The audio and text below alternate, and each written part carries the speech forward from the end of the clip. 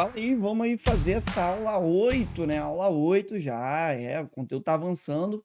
Bloco 1, para a gente trabalhar basicamente a América colonial, nós iremos tratar o caso espanhol e o caso inglês.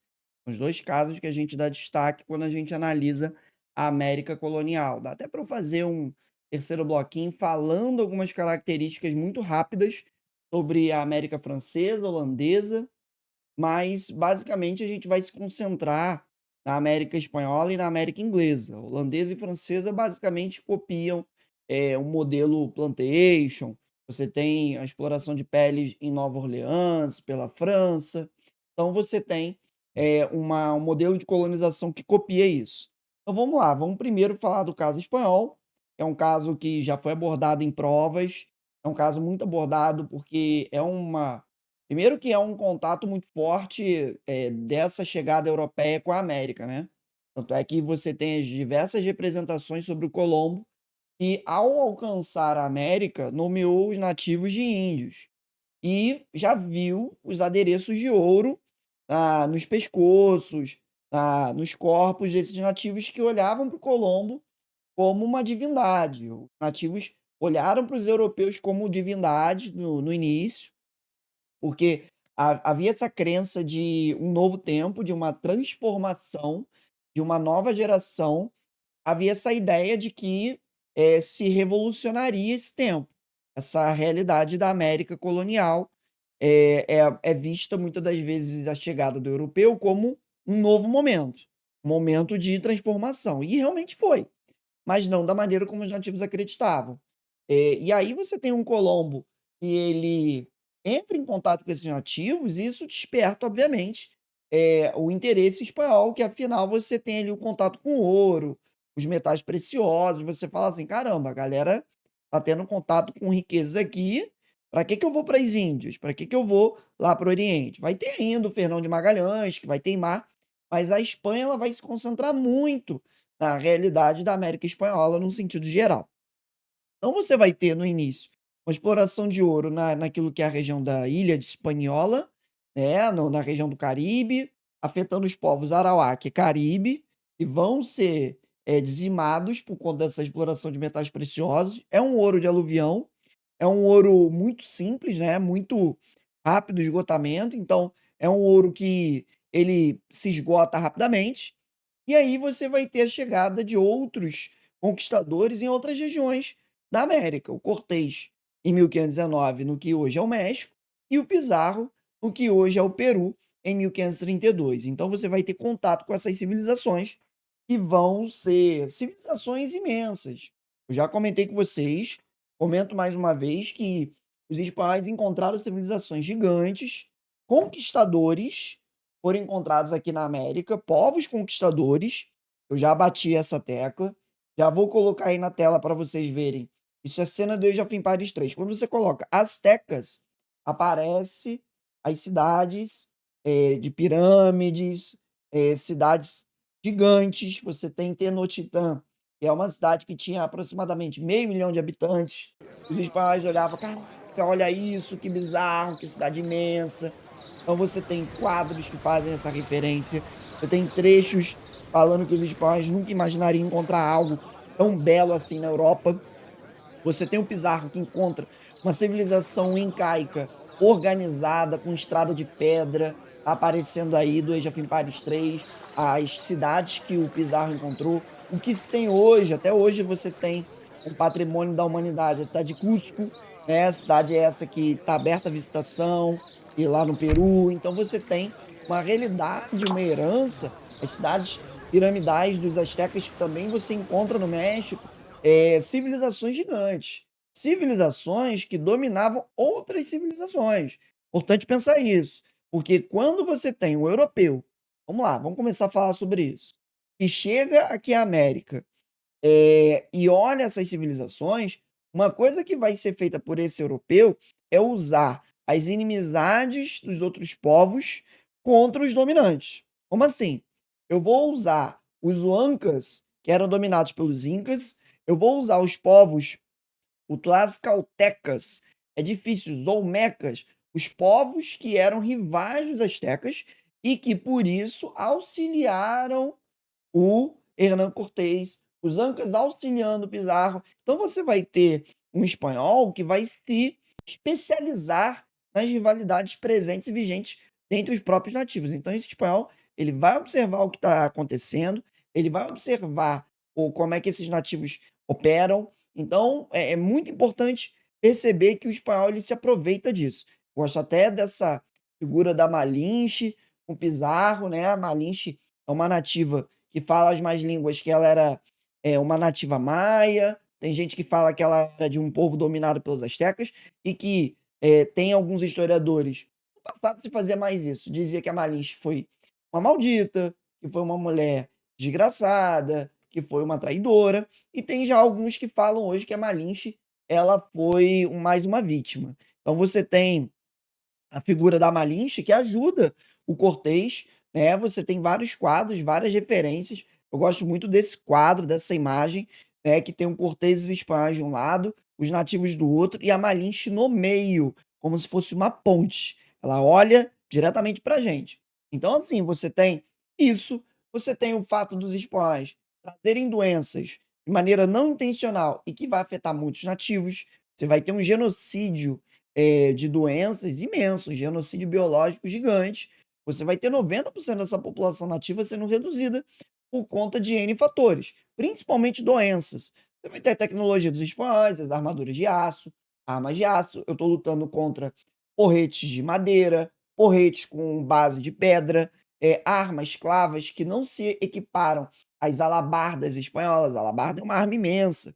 Estava até jogando há pouco tempo Chivalry 2, que é um joguinho de guerra medieval. A alabarda tem um alcance imenso. Então, o nativo não tem uma arma para bater de frente com uma arma de metal dessa. A própria arma de fogo, mas eu sempre comento que aqui no século XVI, a arma de fogo ela ainda não tem o impacto que ela tem hoje. Então, as armaduras de metal, o uso do cavalo, né? Até dá para a gente comentar também uma coisa que eu coloquei aqui, que é engraçado, que é o seguinte: o nativo ele é muito tradicional. O nativo, o líder nativo não mente. Então ele não consegue dar um golpe, fazer uma malandragem em cima do espanhol. O espanhol usa da mentira, dá um golpe, ataca de surpresa. O nativo faz uma dança da guerra, ai, rendido, e aí vai lá e ataca o espanhol. O espanhol tá ouvindo o tambor de guerra, então, porra, não tem ataque surpresa. O espanhol ataca a qualquer momento. O espanhol tá apertando a mão do cara, como aconteceu com Cortés e Montezuma. Cortés encontra Montezuma, aí tá lá hospedado em Tenochtitlan. Aí o Cortés olha, olha e pensa assim: esses nativos são todos uns bocó. Aí aprisiona o Montezuma. Olha que maluquice, o Cortez estava ali, do lado do Montezuma, o Cortez aprisiona o Montezuma. E aí o relato que se tem que o Montezuma foi morto pelos próprios astecas que viram que o Montezuma era um banana. Então você tem uma realidade que o europeu se aproveita muito do nativo. O nativo é muito inocente, é muito bobo. Né? E no começo, o europeu foi confundido com deuses. Tanto é que eu gosto muito dessa imagem, que o Cortez teria sido confundido com Quetzalcoatl, né? E aí você tem essa ideia da serpente alada, da chegada do europeu, e do lado da Malinche fazendo essa tradução. E aí, para você ter uma ideia, Cortez chega com metade de 1.000 homens. Eu consigo derrotar milhões de nativos. Como isso era possível? Só era possível com o apoio de outros povos. Os Tlaxcaltecas, eles vão ser um grupo que vai apoiar o Cortez. Os Olmecas, os Zapatecas. Então você vai ter grupos nativos que, bolados com os astecas, vão se unir aos espanhóis e vão lutar ao lado dos espanhóis. Quando você tem a captura de Montezuma, a derrota de Tenochtitlan, o fato da cidade ter sido derrotada e ter sido tomada pelos espanhóis, você tem imagens, estou colocando aí na tela, dos espanhóis com um exército de milhares de nativos. Então você tem que entender que os espanhóis não lutaram sozinhos. E outra coisa, o que é mais engraçado ainda, é o espanhol vir com esse papo de que vai mudar a realidade dos nativos, mas que esse espanhol é um conquistador que está substituindo outros conquistadores. Então, o Azteca vai cair, o espanhol vai ascender e o espanhol vai dominar como o Azteca dominou. Até pior. O espanhol ele vai atropelar essas populações nativas, vai trazer a cristandade, vai ser muito babaca, vai usar da crueldade. Eu vou comentar sobre isso, quando a gente falar de Bartolomé de las Casas. Então você tem um Cortês que vai usar dessas rivalidades, vai ter o apoio da Malins, e aí, os espanhóis conquistam Tenochtitlan com um exército também apoiado por 200.000 nativos. Então muito importante isso.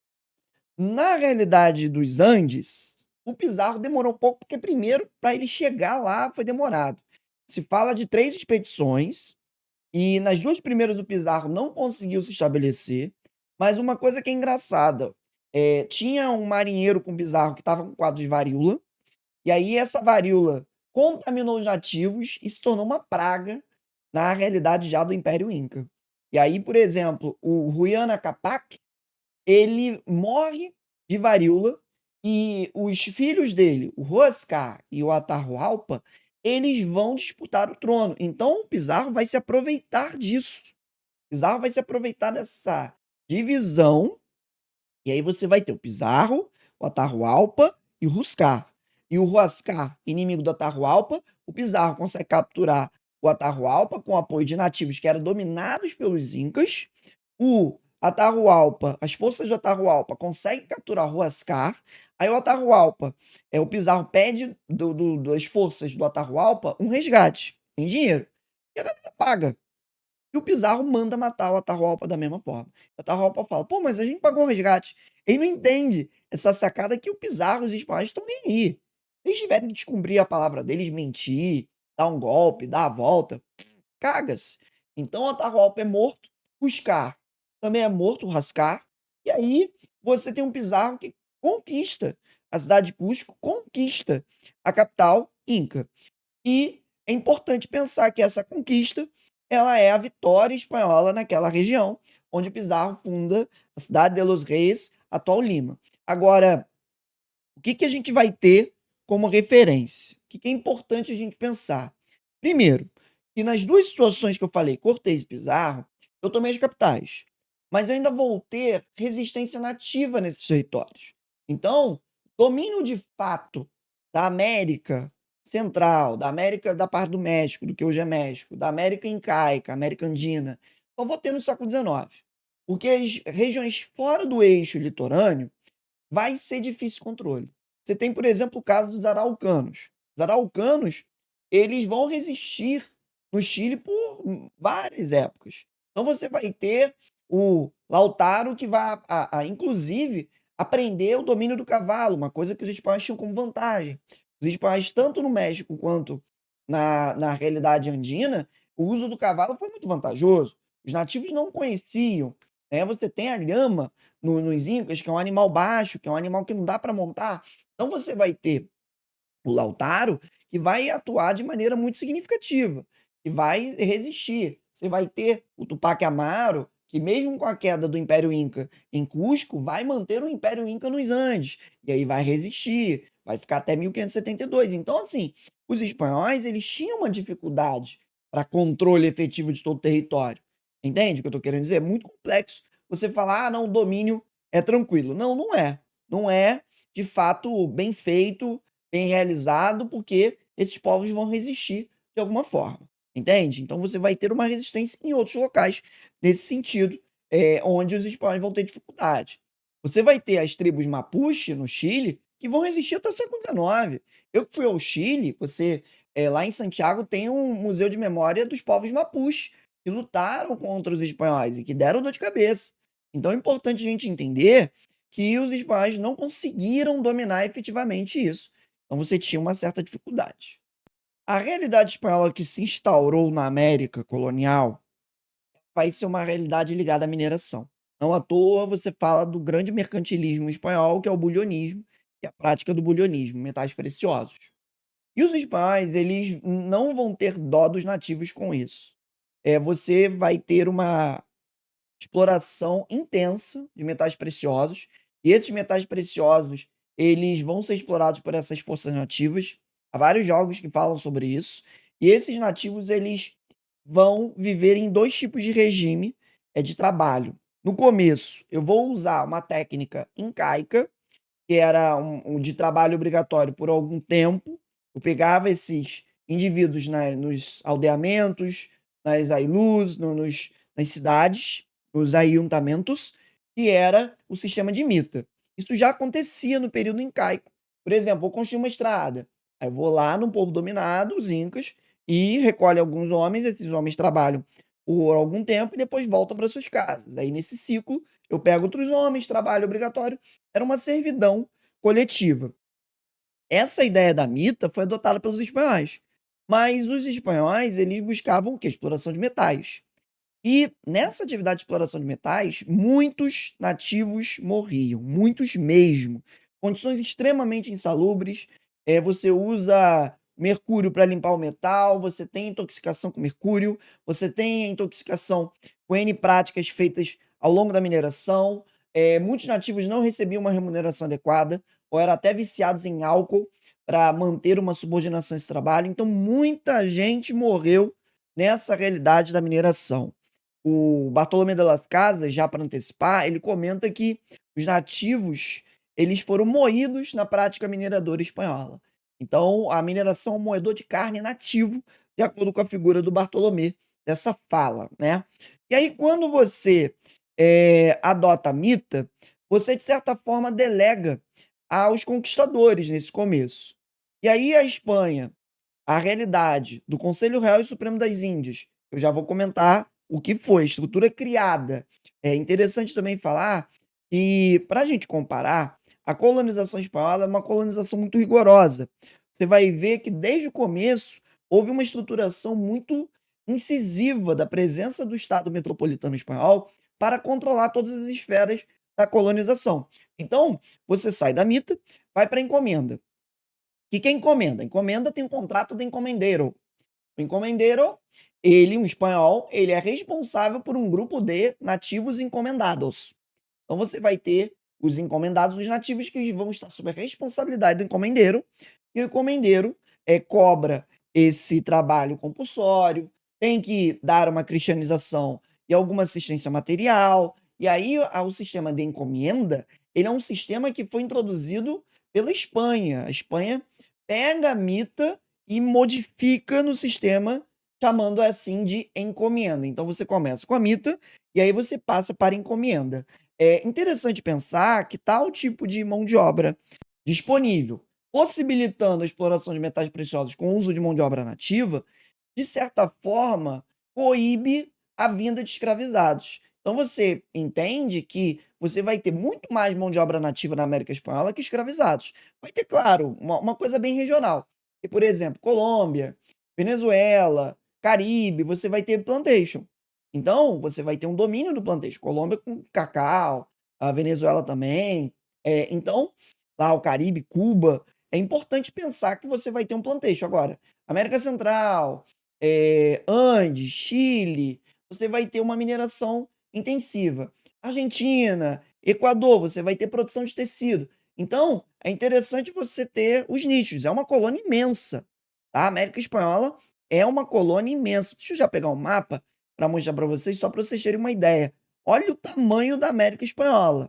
Então, assim, é um território gigantesco, né? Não à toa você tem vários países oriundos dessa realidade de colonização da América Espanhola. Vamos voltar. E aí você tem esse quadro da exploração de minas de prata em Potosí, né, na Bolívia, a maior mina de prata da história espanhola, Potosí, é sempre bem lembrada. Esse ouro, bulionismo, como eu já comentei, um primeiro momento na Ilha da Espanhola, um bulionismo, um ouro de aluvião, se esgota rápido, e aí você vai para México, a mina de Zacateca, Bolívia com a mina de Potosí, e aí você tem o uso de mão de obra nativa. Mas é interessante que o Boulos comenta que você usou das técnicas africanas para refino dos metais preciosos, né? E muita gente na realidade da América Espanhola, enriqueceu com esses metais preciosos. Uma elite voltada para a exploração de metais preciosos. E como eu já comentei, o fato desses nativos serem tratados como bicho favoreceu o surgimento de críticos, como por exemplo a figura do Bartolomé de las Casas, que falava que a mineração era um triturador de nativos. Tem até esse quadro famoso, que brinca com a ideia de ter um nativo atrás da consciência do Bartolomeu. O Bartolomeu é um cara muito estado em provas de vestibular, e ele é um crítico muito sério dessa mineração agressiva que matou milhões de nativos. Então Bartolomeu critica, questiona esse cristianismo, marcado por uma violência severa, por uma cristandade pesada. Tem um texto do Bartolomé, que o Bartolomé relata um nativo que está numa fogueira, e o nativo, vai ser queimado vivo, né, ele está a ponto de ser incendiado, e aí o padre chega para o nativo e pergunta, "Você não quer aceitar Cristo para você ir para o céu, né, já que você vai morrer e tal, não sei o quê?" Aí o nativo pergunta: "Nesse céu, eu vou encontrar os cristãos, os espanhóis?" Aí o padre fala: "Sim, você vai encontrar os cristãos." Aí o nativo fala: "Ah, então não quero ir para lá não, eu quero ir para outro lugar." Então, assim, o nível de violência foi bizarro, foi absurdamente bizarro quando você fala o nível de violência que foi realizado ao pensar, essa ocupação espanhola na América. Então por isso que o papel do Bartolomé de las Casas é um papel muito relevante, quanto crítico, quanto defensor dessas populações nativas. Bartolomé está para José de Anchieta, Manuel da Nóbrega, Antônio Vieira, que tiveram um papel de, sim, aos seus interesses cristianizar, mas ao mesmo tempo defender alguns elementos. Eu não estou passando pano, mas é importante a gente entender que o nativo não seria tratado somente como ferramenta escravizado por esses homens, mas eu teria ali um projeto, uma proposta.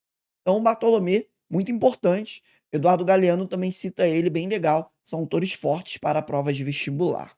Então você tem, além da mineração, o trabalho das haciendas para manter, obviamente, a sustentação dessa colônia.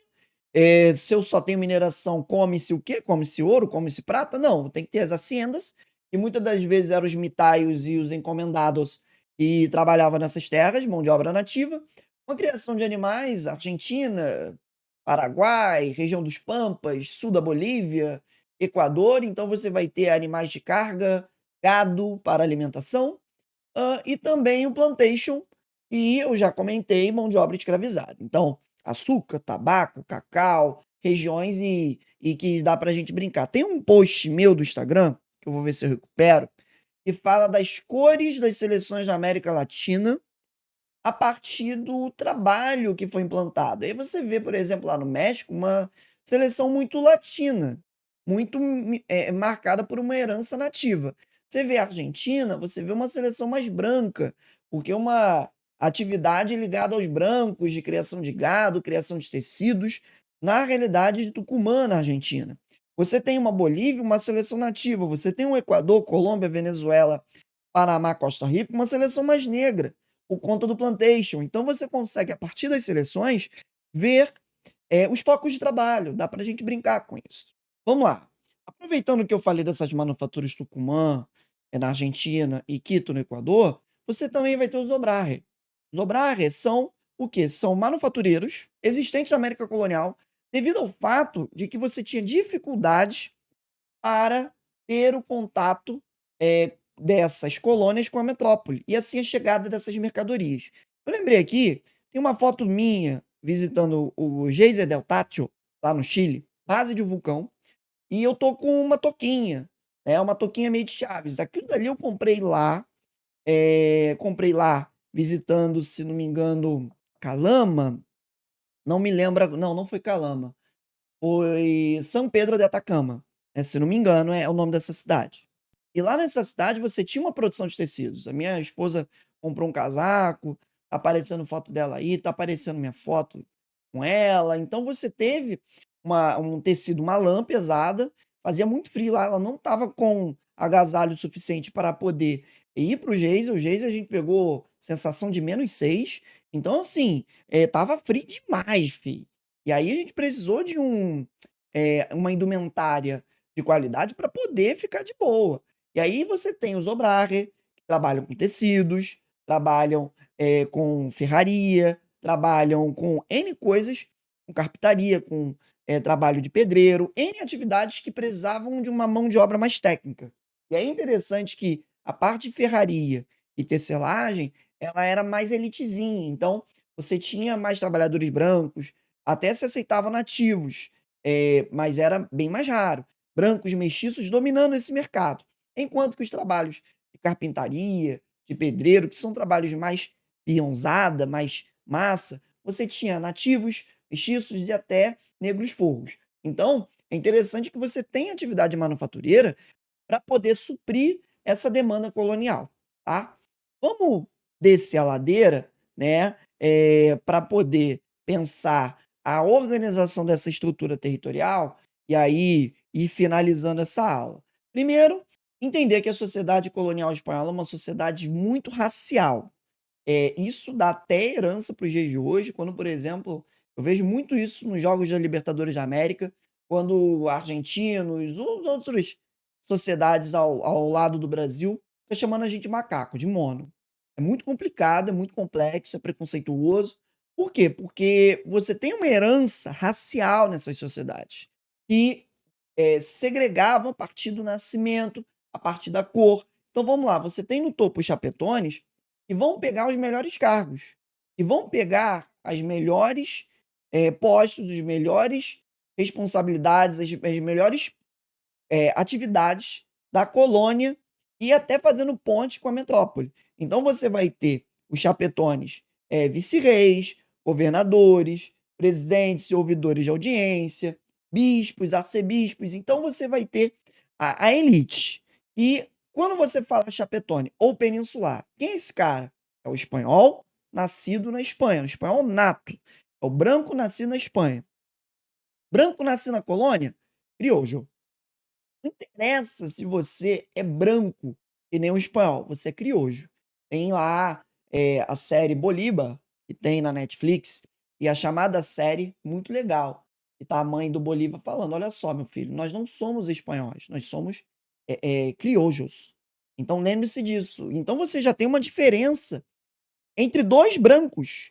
Branco nascido na Espanha e um branco nascido na América. Eu seria um criollo, ou seja, eu não poderia chegar a cargos que os chapetones tinham acesso. Eu poderia ficar no máximo o quê? Ser uma elite colonial. Aí, 2 brancos.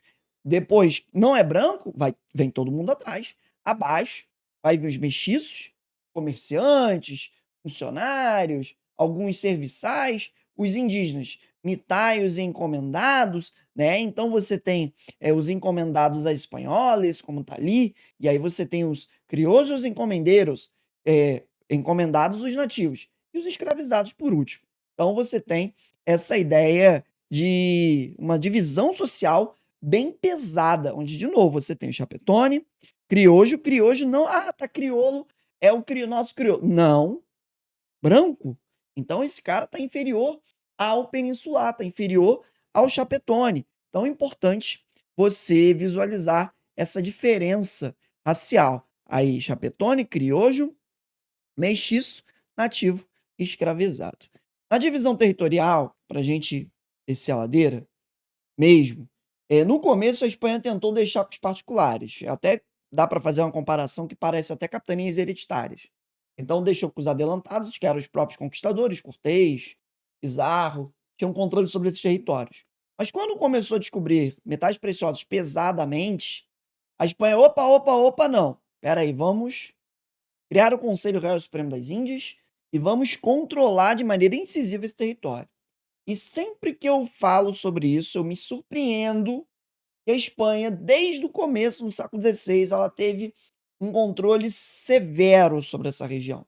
Então, você dividiu essa região em vice-reis e capitanias generales. Então, você tem os vice-reinados na Vice-Rei Nova Espanha, Nova Granada, Vice-Reinado Peru, Vice-Reinado Prata e Capitania Geral de Cuba, Capitania Geral da Guatemala, Capitania Geral do Chile e Capitania Geral da Venezuela. Essa divisão vice-reinos e capitanias gerais é para quê? Vice-reinos administrativo, capitania geral militar. Então você consegue separar bem esses dois elementos, essas duas diferenças. E assim, os vice-reinos eram divididos em intendências. Essas intendências eram governadas por alcaides, que eram os chapetones. Então você tem o chapetone sendo vice-rei, o chapetone sendo alcaide. E aí, lembra o quê? Estrutura de país, estrutura de estado, estrutura de, cadê pra cá, município. Então você tem país, estado e, por fim, município. Como é que se chama o município? É o município Ayuntamentos e depois recebeu o nome de cabildos. Ayuntamentos que lembra o termo Ailu, utilizado pelos incas, né? Os incas usavam o termo Ailu para a cidade, para a região, para município. E aí você adota o nome de ayuntamento. E aí, nesse ayuntamento, quem vai ter o controle vai ser a elite local, o criojo. Beleza, pelo menos isso. Já comentei da defesa militar. A elite crioja controlava esses Ailus, controlava essa realidade local e várias vezes entrava em choque com os chapetones, porque os chapetones queriam atender o que a coroa exigia, o lucro, o pesado lucro, e os criojos queriam defender seus interesses. Então, isso é um rixa, é uma briga que ela se estende até as independências. E na independência, obviamente, que isso vai ser utilizado para romper com a Espanha. Porque, afinal, essa elite crioja vai ser a elite que vai conduzir essas independências. Simão Bolívar e General San Martín eram criojos. Legal? Beleza? O comércio era feito com um sistema de frotas e galeões, sistema de portos únicos. E aí você tem essa imagem muito maneira, os portos que são autorizados a enviar para Sevilha.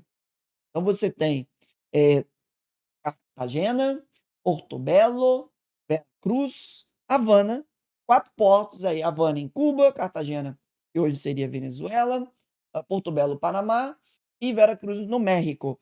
E sendo assim importantes canais de saída para essa riqueza ir a Sevilha. No século XVIII, na mesma região de Sevilha, adotei Cádiz, mas ainda assim manteve essa ideia de portos únicos, onde você tinha algo estruturado de que em 3 a 3 meses, 6 a 6 meses, saía um grupo de frotas e galeões com as riquezas espanholas para a Europa. E aí esse sistema tão coordenado, tão planejado, muitas das vezes, favoreceu os ataques de piratas que olhavam e pensavam assim: "Pô, muito planejado, né, então dá pra gente, atuar e capturar, porque esses caras são muito metódicos". Aí você vai ter o famoso caso da Wiki, quando captura o carregamento de prata espanhol em 1628, é até citado na aula de invasões estrangeiras. Então o sistema de, frotas e galeões sendo realizado. Pra gente terminar de vez, eu até comento que eu acho interessante que a ocupação na América Espanhola, ela é muito diferente da América Portuguesa. De fato, assim, fenomenal. Primeiro porque a Espanha ocupa de fato esse território, assim, de cara. Vai ter uma população grande logo de cara, vai vir muita gente para cá, você vai formar centros urbanos, você vai fundar cidades com um padrão quadrilátero, com um padrão planejado. Tem aí a Plaza de Armas, local que eu visitei lá em Santiago, fantástico. Isso aqui difícil se encontrar na internet, você é uma foto da planta da cidade de Santiago, no século XVII, então você tem uma planta do território, você vê toda a questão dos quarteirões, da divisão territorial, você teve a praça de armas no meio, a praça de armas você tinha a prefeitura, a sede do ayuntamento, a catedral, o quartel, um hospital, então você tinha na praça central o foco administrativo. E é uma área arejada para você facilitar o combate a qualquer tipo de manifestação, qualquer tipo de revolta. Você destrói os templos religiosos incaicos e astecas e coloca templos católicos, então há vários casos de pirâmides que foram derrubadas e colocar em cima o quê? A Igreja Católica. Você vai ter a construção já de cara de universidades. Eu estou falando de Universidade do México e de Lima no século XVI. Então, é muito interessante pensar que eu já tinha sistema de ensino, que havia uma preocupação, né, com conversão dos nativos, um sistema de aldeamentos que os jesuítas espanhóis também faziam, assim como as missões aqui no Brasil, um colégio de meninos que educava os nativos desde criança para poder cristianizar, então a importância da cristianização, que até hoje você tem sociedades extremamente católicas, então você tem um padrão de construção espanhola, eu sempre lembro do texto do caro Sérgio Buarque de Holanda, pai do Chico Buarque de Holanda, está aparecendo a imagem dele, e está aparecendo o chamado texto O Semeador e o Ladrilhador. Quando este compara que a América Portuguesa foi semeada, uma coisa meio solta, tanto é que as cidades brasileiras não são planejadas na colonização portuguesa, você tem uma coisa bem diversa, bem diferente, enquanto que na América Espanhola você tem praças centrais que se repetem.